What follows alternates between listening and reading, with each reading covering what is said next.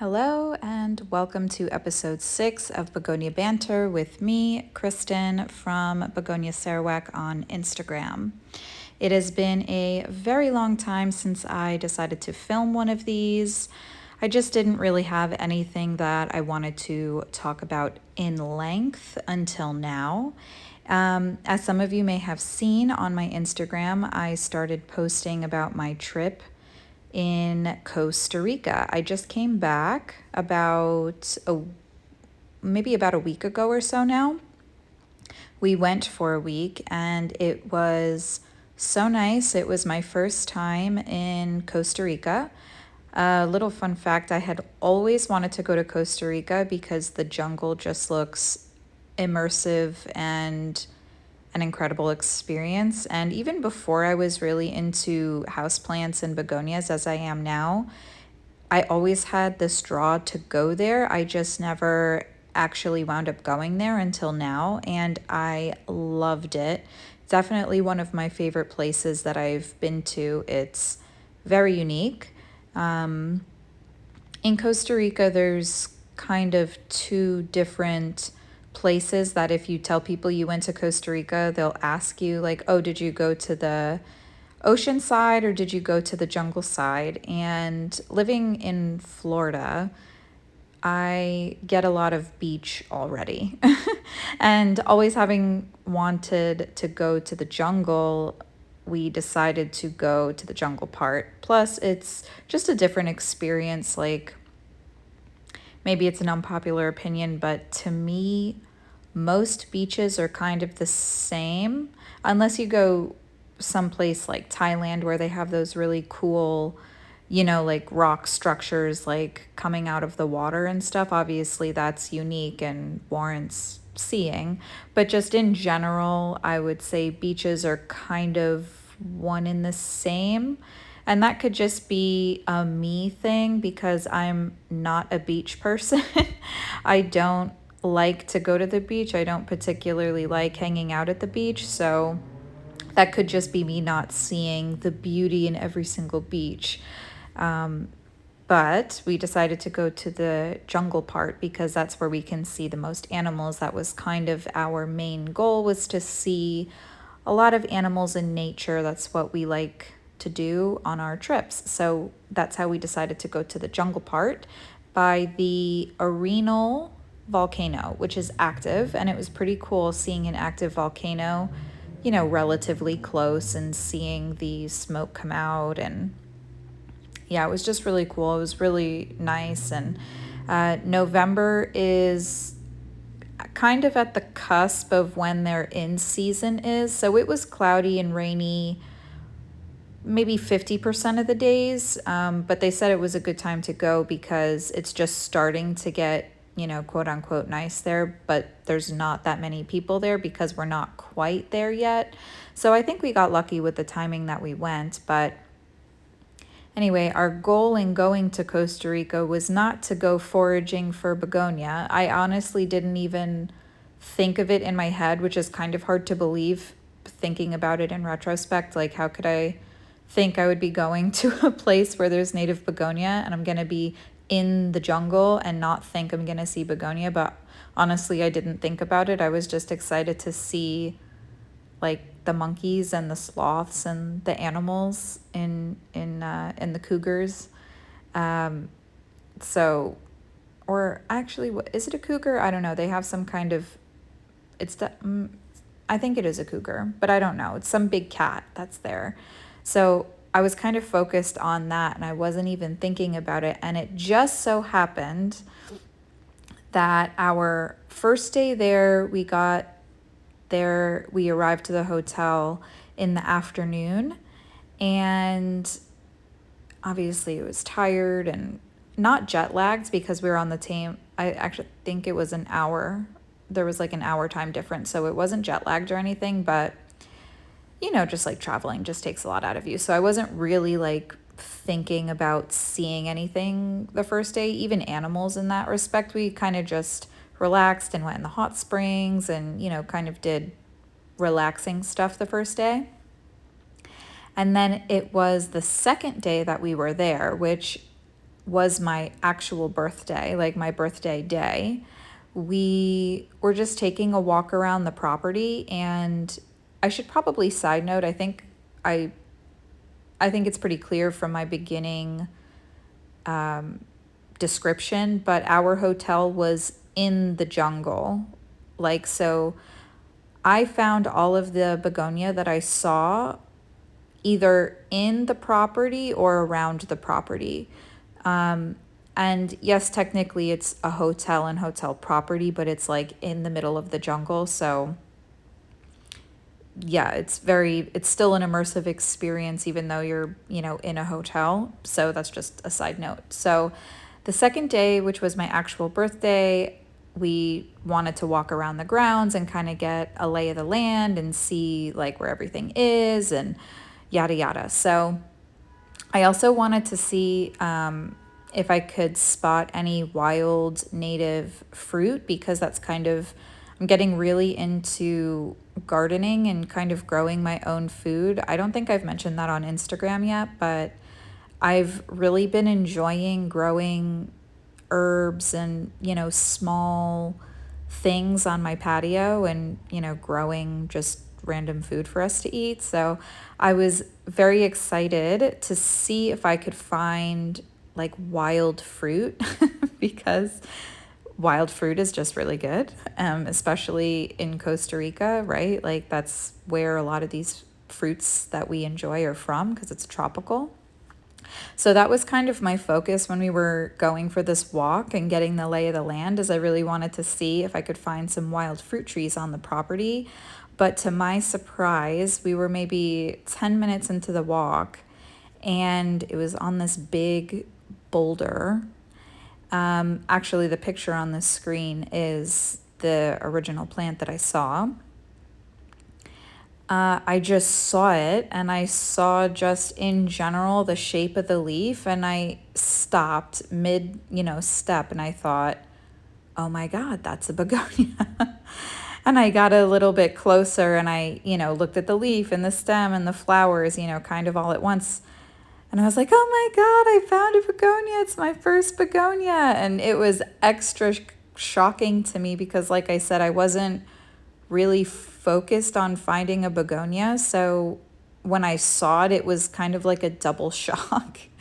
And I was very happy. I got a little teary-eyed because I just couldn't believe my luck. On my actual birthday, I found my first begonia in situ, like in the wild, like a wild begonia.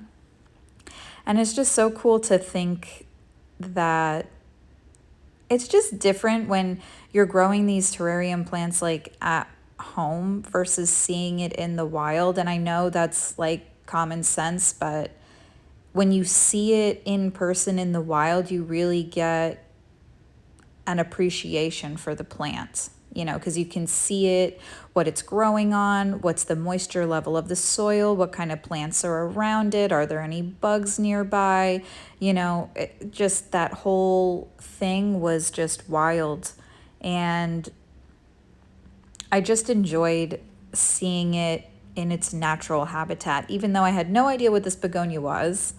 I would later find out that it was Begonia semi-ovata, and it took not that long to Google and figure it out. But yeah, when I saw it, I got a little teary-eyed. I was very excited, and I thought, oh wow, I got so lucky I found one, not thinking that I was going to see anything else.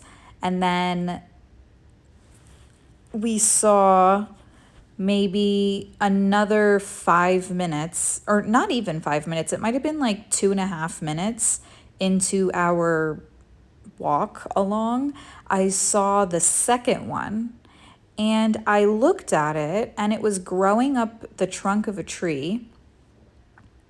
And I looked at it and I thought, that looks like a begonia, but also it looks like an aroid, because I had never seen begonias in the wild before. I didn't know exactly what they would look like growing up a tree. And I was looking at it and I saw the pink stems, I saw the alternating leaves, I saw the leaf shape, and I thought, I think that's a begonia, but I'm not sure. And then I took a picture and we kept walking because I wasn't sure. We kept walking and then I saw that same plant again. And where we were on the walk, I was able to get like really close to it to the point where I could touch it. So I was touching this second plant and I instantly knew. I was like, oh my gosh, this is a begonia too. What are the odds? I was like shell shocked. I was so excited that I found my second, wild begonia. It was just incredible seeing it that close and a totally different species. And it's, walking distance from the first one. And it's just really cool seeing all of these different species in different populations, but also extremely close together. It's, in theory, you read a book or an article, like, that, like in your head, like you can visualize it, but seeing it in person, it's uber cool. It's super cool seeing them together in nature. And then I was very excited. I was on cloud nine. We finished our walk and I could not stop thinking about it and how I was, so lucky to have seen these two. And then fast forward a few days, we were coming back from whitewater river rafting, which we love whitewater river rafting. As a side note, it looks kind of scary, but it was so fun. We went even deeper into the jungle than where our hotel was, which was also in the jungle.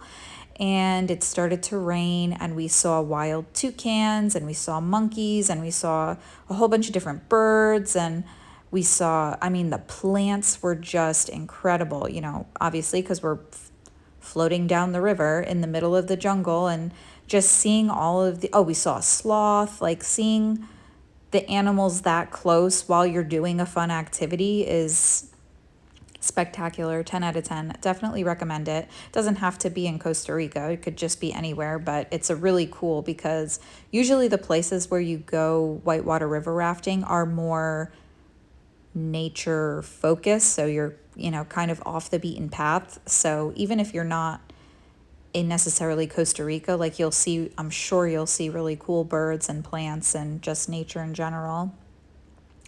And so we were coming back from whitewater river rafting and I was just looking out of the window and I get motion sickness. I actually have it pretty severely. So for some reason I was looking out the window, which, you're not supposed to, like out the side window. You're only supposed to look out the front, but we were close to the hotel. So I felt like I was safe to do it, So I was looking out of the window and I saw this other third begonia. And I forgot the name. I'm going to put it on the screen because I Googled it later and I found it. And I was like, oh my God, that's so cool that I saw my third one. But the leaves were huge and it had like this mottled pattern on it. And the leaves were lobed and pointed. Honestly, not my favorite begonia. I wouldn't choose to purchase it. It's not like my style of begonia, but just again, seeing another species out and about was really cool. So yeah, and I thought in my head, I was like, wait, was that a begonia? Like kind of like what happened with the second one. And then as I was thinking about it, I was like, wait, no, that definitely was a begonia. So then I did my Google searching and I saw it and I was like, oh my God, that's so cool. I found a third one. That one wasn't in the hotel property, but it was right outside of the hotel property, like on the road leading up to it. And that one was just roadside. Like it was maybe 6 feet from the road. Like I was just kind of astonished how, I guess, prevalent they are in, like a tropical location where begonias are from. So like for an example, I'm sure if you go to Malaysia and you just take, a random drive or a random walk, like I'm sure you'll bump into like 10 different species. But for me, living in Florida, where there's no native begonia, it was just really cool seeing just the begonias out and about, just living their life, 6 feet from the road. It was just, I don't know, it's just cool. Like every begonia is just cool to me, that I found there, because it was kind of like an aha moment and like things clicked. And like I said, you like read in blog posts and you read journal articles and you see the pictures of them in nature, but it's just different seeing it in real life because it's like more real. I know that sounds silly, but that's just true. That's how I was thinking, feeling, etc. So that was my third one, and I, again, super happy that I found them. And then our last night there, we were on a mini golf course that was on the hotel property, but it was kind of set back like deeper in the jungle. And I thought, oh my gosh, I'm going to find another one. I just had like this feeling. I was like, I bet there's another one around here. Because, like I said, I had been there for a week. Like I kind of saw in real life, like just how close the populations are and just their environment of how they grow. So when I was at the mini golf course and I could see like the boulders and the cliffs and how everything was moist, everything was clicking, and I thought, oh, I bet there's a begonia here. Even if I don't see it, I know it's there. It's just kind of funny in that way. And we were playing mini golf, and I just happened to look over at like this boulder not cliff. What is it called? Like a big rock coming out of the ground. You know what I mean? Like a boulder, but bigger. Like it was like a wall of rock, but natural, not like man-made. So there was this huge like natural rock wall. And I just happened to look over and I saw the shape of the leaf. I forgot the name of the shape, but it's rounded on the top and pointed on the bottom, and it's asymmetrical. You know what I'm talking about. I'll put the pictures on the screen. So I just happened to see that leaf shape, and I thought, oh my God, I knew it. I found another one. And at this time, the novelty of it kind of wore off a little bit, and it was just excitement. Like, wow, I found another one. Like, I couldn't believe it. Well, like I could believe it, but you know what I mean? Like, I think the first ones I was more actually shocked that I found one because, again, I wasn't looking for begonia. I just saw it. But at this point, because it was the last day in our trip, like I knew they're out there kind of a thing. So it wasn't as exciting as the first two, but obviously still exciting that I found another species. And so I was wearing flip-flops. I was not prepared to climb up this, little rock wall thing, but I did. And I don't mean like climb all the way up to the top. I just mean, slightly climb this little rock thing, to take a video and pictures and all that kind of stuff. And yeah, it wasn't as cool up close. I will say that. This one, the fourth one that I found, Europhila. Oh, sorry, I don't think I mentioned the name of the second one. That was Begonia glabra. That was the one that I said was climbing up the trunk of the tree and I thought looked like an aroid. That one was Begonia glabra. The third one that I saw in the car that had like the mottled pattern, I don't remember the name, but I'm going to put it on the screen. And then the last one that I found mini golfing is Begonia Europhila. And honestly, that one's not that cool.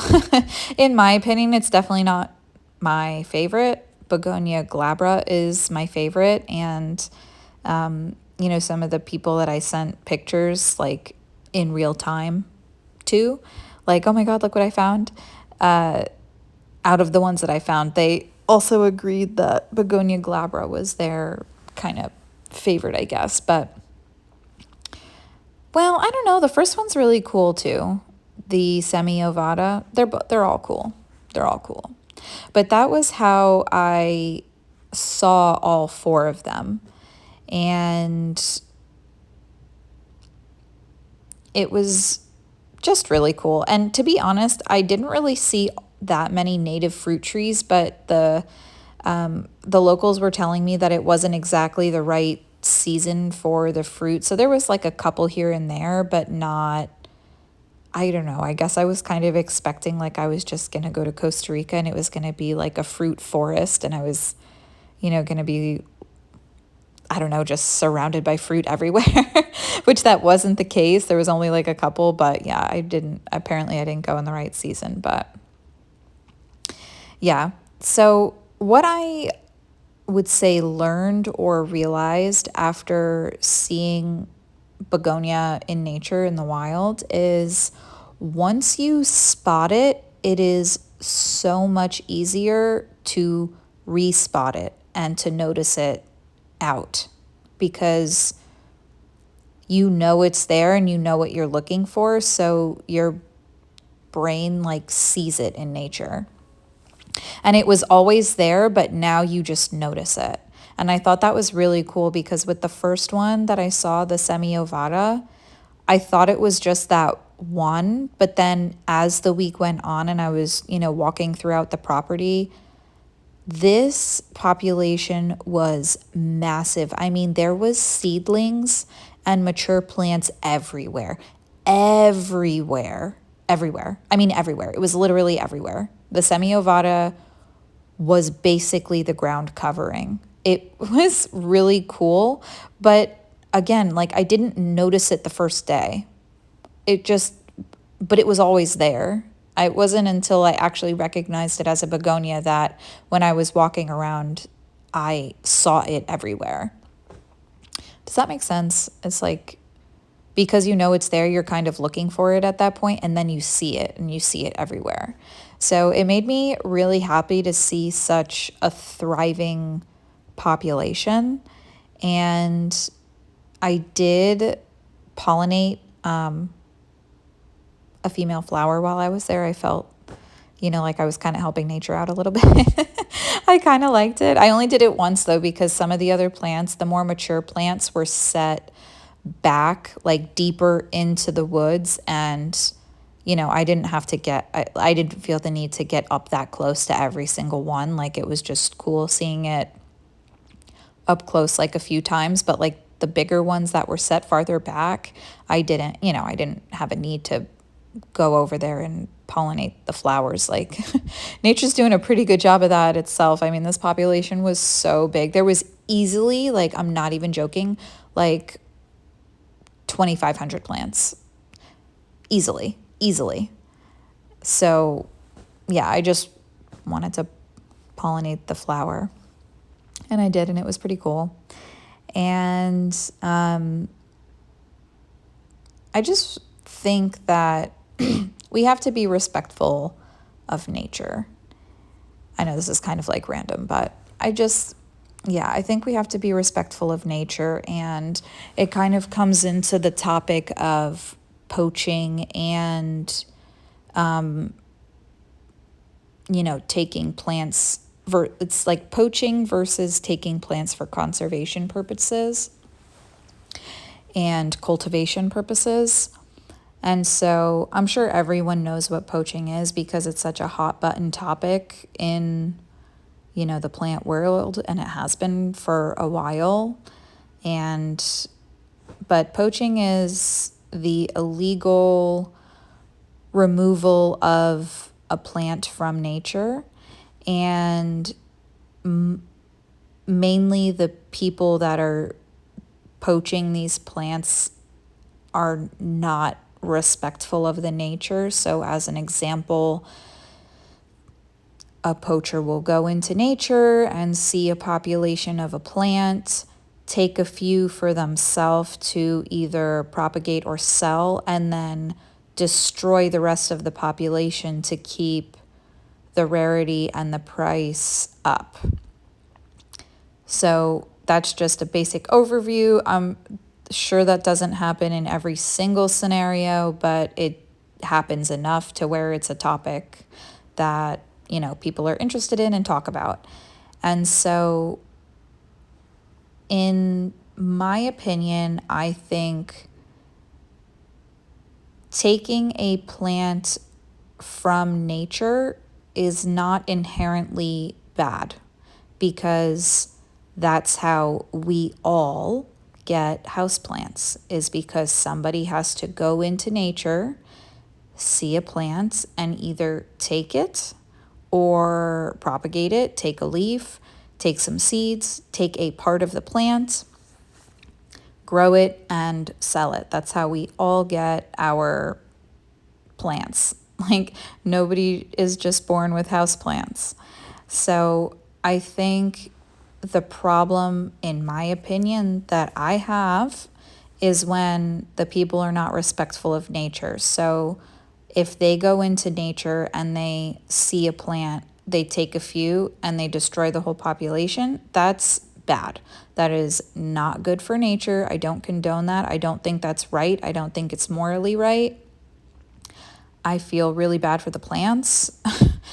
And that is wrong, because you're not being kind to nature.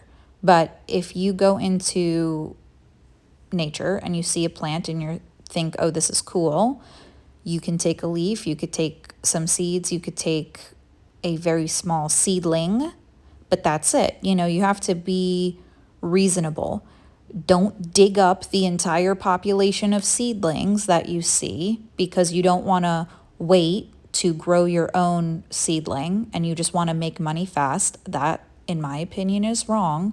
You should be reasonable and take a one seedling or two, maybe, and some seeds, and leave the mature plants alone, or just take a leaf. Like, just be reasonable. Don't just take the whole mother plant that's there because you don't want to wait to grow it and then make a quick buck. That's not right. In my opinion, that's not right. This obviously opens up a can of worms, but those are just my sentiments on poaching. I don't think it's wrong to go into nature and just take one or two small seedlings, or one or two leaves, or some seeds or something. I don't think that that is wrong, because that's how we all get plants. Like, that's just how we all get plants. So that's just my thoughts on it. And I also think it's important for conservation purposes, because a lot of the jungles are subject to deforestation, and which is also, neither here nor there, but some people think it's bad.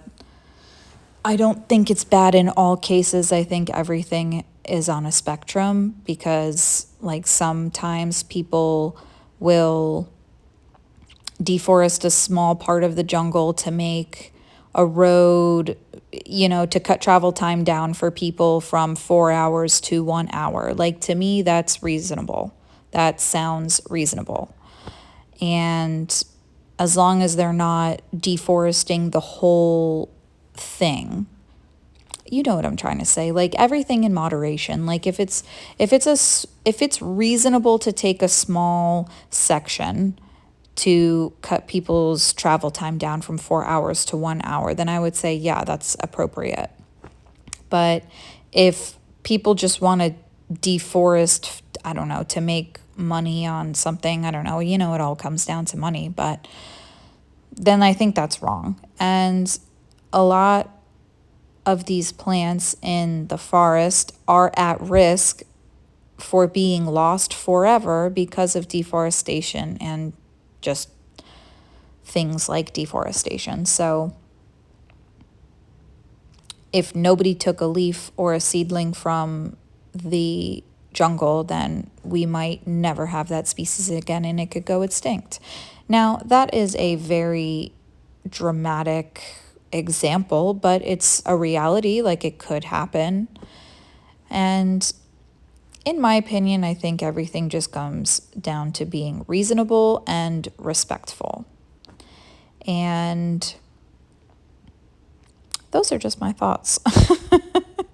Those are my thoughts on it. And I know everybody that I talk to's opinion on poaching is slightly different. It's like we all have a different opinion on it. I think only one time I spoke to somebody and we were like exactly everything to a T. We like thought the same, which I also think is good because it's probably why it's still a topic that's talked about. One, because it's important, and two, because everybody has a different opinion on it, which I think is really good to keep the conversation open and relevant. And what else do I want to say? It's been a long time since I've done a little podcast here, so I'm kind of running out of topics. I don't want to just keep rambling on, but yeah, I hope everybody enjoyed this topic, and it was super cool seeing the begonias in nature. I know I said that like a million times, but it really was. And yeah, I will end it here because now I'm just repeating myself and I'm rambling. So I hope everybody has a good day, and thank you for listening. Bye.